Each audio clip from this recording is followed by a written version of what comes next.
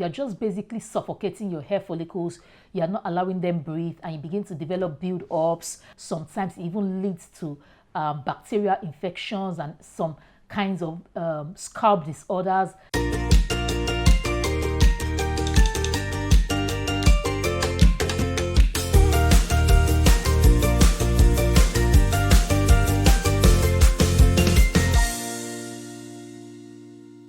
Hi, you're welcome to another episode of Ask The Trichologist. My name is Atilola and I am the certified trichologist at African Naturalistas Hair Clinic. African Naturalistas is your one-stop center for all your hair and scalp needs. Whether you want products, you want regimens, you want memberships, master classes, anything you want, as long as it has to do with hair and scalp, we are there to guide you. Even if you have scalp disorders, you have hair loss issues and everything, we are here to help you virtually or physically at our hair clinic. And As a Trichologist is that program where you get to ask all your hair and scalp questions and they will answer you right here on YouTube, while ensuring that every other person learns in the process. So before we begin today's topic, what I want you to do is to please like this video, click on the notification bell of our channel, subscribe to our channel, drop a comment in the comment section, and then share with somebody. All right, so today we are going to be taking a question from Hannah. Hannah is writing from Essex and she said, "Hi Atilola, there is always a controversy about whether we should be oiling our scalp or we should not be oiling our scalp. Can you let me know what your take on this controversy is? Where do you stand?" All right, thank you, Hannah from Essex. Thank you for sending in your question. I really appreciate it that you're taking time to write out to us. And if you're thinking of writing to us, please write your question in the comment section below, or if you want to be anonymous, send it to att@africannaturalistas.com. All right, so to address the controversy about whether you should oil your scalp, I always talk from a scientific point of view. I'm not coming here to give you opinions or biases or whatever. I will give you the science. If I can send evidence, I'll always put evidence with it. The truth is that everybody under normal circumstance, please put that in quotation, under normal circumstance, your scalp already produces its own oil, which many of you know as sebum. Or if you didn't know it, it is called sebum. Under normal circumstances, your scalp already produces its own oil. So under normal circumstances, you don't need to oil your scalp. And I know that many of us, we are actually operating under normal circumstances. If your scalp already produces its own oil and then you go and take another oil, whether light or heavy, and oil the scalp, you're just basically suffocating your hair follicles. You're not allowing them breathe, and you begin to develop build-ups. You begin to have stunted growth. Sometimes it even leads to bacterial infections and some kinds of scalp disorders that you begin to have to find some other ways to solve them. So under normal circumstances, you don't need to oil your scalp. If your scalp is producing adequate oil, you don't need to oil your scalp.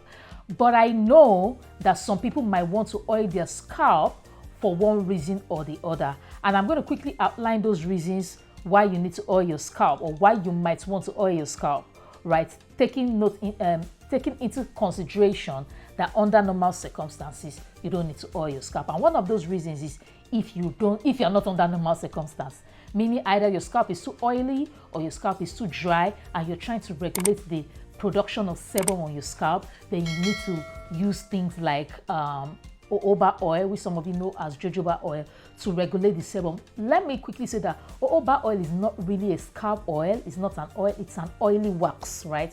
It doesn't have the properties of an oil which contains fatty acids, right? It's actually an oily wax, and what it does is that it regulates the production of sebum on your scalp. So in that situation where your scalp is too oily or it's too dry, then you can go ahead and use jojoba oil to regulate the production of sebum on your scalp. Then another reason why you might want to oil your scalp is when you are having dry and itchy scalp, and then you are mixing your jojoba oil with some other kinds of essential oil to quench the itch, let me put it that way, to reduce the itch, to reduce everything, then you're oiling your scalp with some specialized scalp oils that have been formulated to give you the sort of relief that you desire. In such situations, you might need to oil your scalp. Or if you have a scalp disorder where one of the prescriptions is the scalp oil that treats that particular disorder, every well-formulated scalp disorder oil will not have heavy oils, like heavy carrier oils, whether they're natural or they're artificial, that will clog your scalp. Rather, they will be giving your scalp a lot of relief. So they are usually not heavy, and they are usually made to give you relief, not to just make your scalp shiny or make it, you know, look good to the human eyes. And then if you have hair damage, maybe you have one sort of hair loss or the other, and you are trying to stimulate growth, some of these growth oils, they will ask you to massage it all over your scalp thoroughly, right? And then you are able to get the desired results you seek.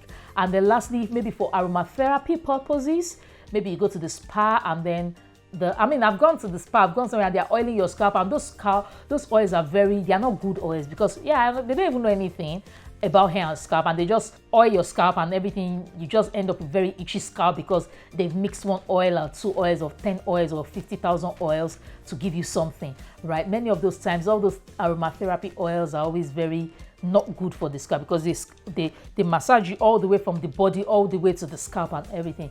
If it's as a result of aromatherapy, then you really want to be sure that you're using the right essential oil and the appropriate carrier oil, right? So things like lavender, peppermint, rosemary oil, and all those kind of oils, they will use it for those purposes. So these are the 5 situations that you might want to oil your scalp under.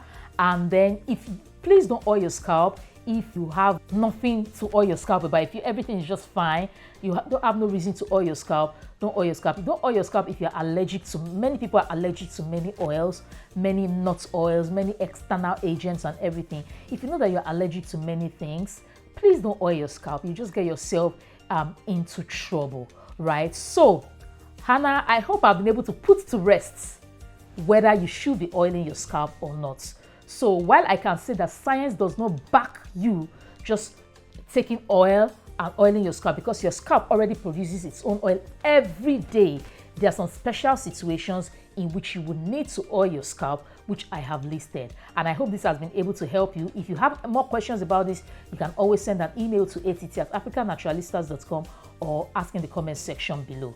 If you are joining us and you have not subscribed, please subscribe to this channel. Please subscribe to this channel. Like this video, click on the notification bell, share this video to somebody who you know might need it, and then drop a comment for us in the comment section. Like, subscribe, share, comment, and the notification bell. All right, till I come your way again in the next episode of Ask The Trichologist, I will see you, and I hope you have a great time. Bye.